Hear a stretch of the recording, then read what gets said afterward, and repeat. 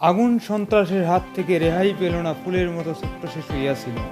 এর শেষ কথা বিস্তারিত থাকছে টি নিউজে, সাথেই থাকুন।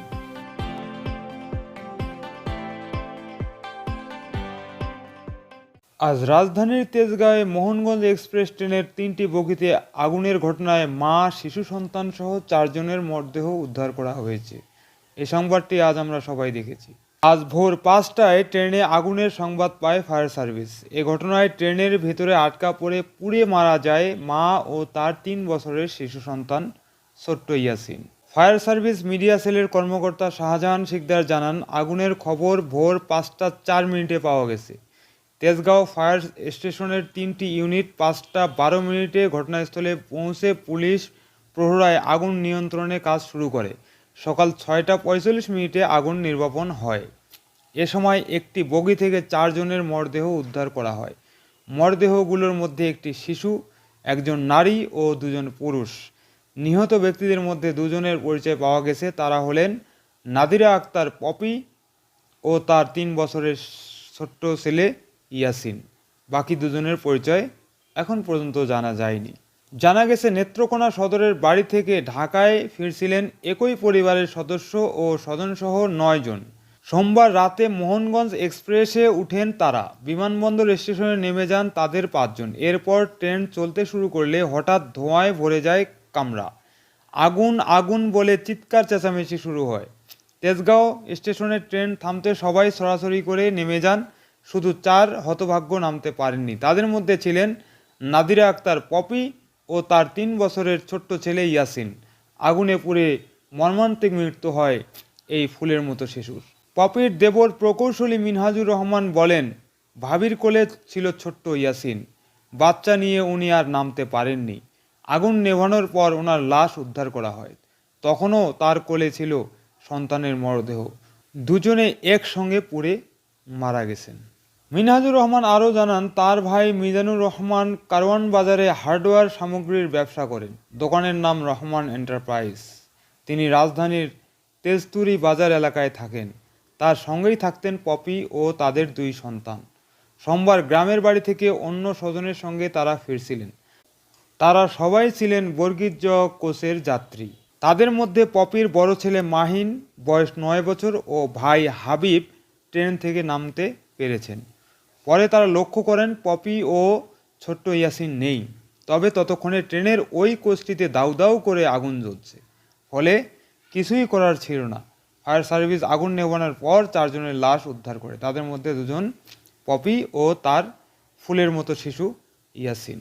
তিনি বলেন, লাশ দেখে বোঝা যায় শেষ মুহূর্ত পর্যন্ত সন্তানকে বুকে আগলে বাঁচানোর চেষ্টা করেন ভাবি।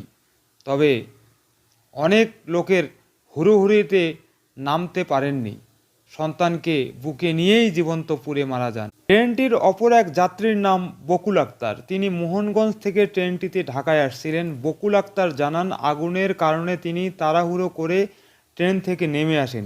ট্রেনে তার সঙ্গে ছেলে খোকন ও নাতনি শারমিন ছিল। তিনি ছেলেকে খুঁজে পাচ্ছেন না। এদিকে তেজগাঁও থানার ওসি মোহাম্মদ মহসিন যাত্রীদের বরাত দিয়ে জানান, ট্রেনটির নেত্রকোনা থেকে ঢাকায় আসছিল।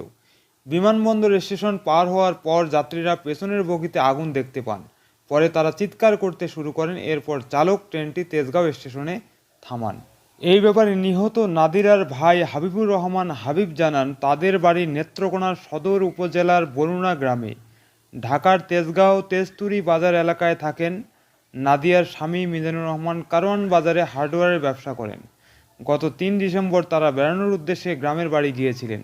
সেখান থেকেই গত রাত ১২টা থেকে মোহনগঞ্জ এক্সপ্রেস করে রওনা দিয়েছিলেন ঢাকায় ফিরতে। ভোরে তাদের ঢাকায় পৌঁছানোর কথা ছিল। সঙ্গে ছিলেন তার বোন নাদিরা ও তার ২ ছেলে ইয়াসিন ৩ ও ফাহিম বয়স ৮। নাদিরার ভাই হাবিবুর রহমান আরও জানান, তেজগাঁও স্টেশনে ট্রেনের পেছনের সিট থেকে আগুন জ্বলে ওঠে। মুহূর্তেই আগুন পুরো বগিতে ছড়িয়ে পড়ে। সেখান থেকে দৌড়ে তিনি ফাহিমকে নিয়ে ট্রেন থেকে নামতে পারলেও ভেতরে আটকা পড়েন ইয়াসিন ও তার বোন নাদিরা। তাদের আর কোনোভাবেই বের করতে পারেননি। পরে ফায়ার সার্ভিস তাদের মরদেহ বের করে।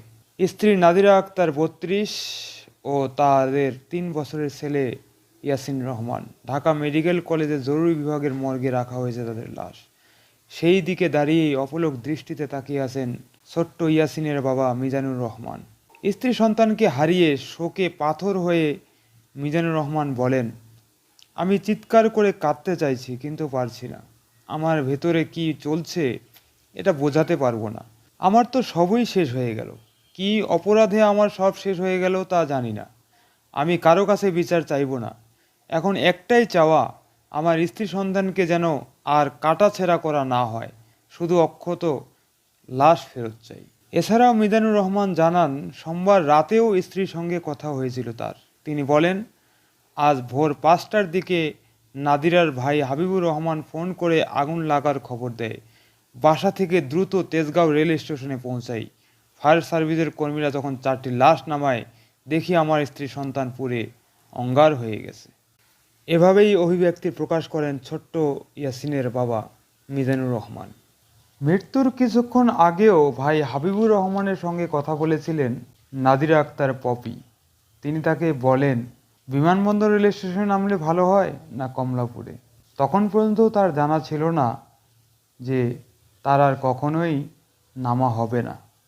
সে জানতো না যে আগুন সন্ত্রাসের শিকার হবে সে এবং তার ছোট্ট ফুলের মতো শিশু ইয়াসিন। আর চোখের জল নিয়ে শুধু প্রশ্ন একটাই, এর শেষ কোথায়? আর কত ফুল ঝরে পড়বে এই আগুন সন্ত্রাসের কারণে? সুপ্রিয় দর্শক, টি নিউজের এই প্রতিবেদনটি এখন এখানেই শেষ করছি। পরবর্তীতে আবার আসবো আপনাদের সামনে। এসে পর্যন্ত ভালো থাকবেন, ভালো রাখবেন এবং চ্যানেলটি সাবস্ক্রাইব করে টি নিউজের সাথেই থাকবেন। ধন্যবাদ সবাইকে।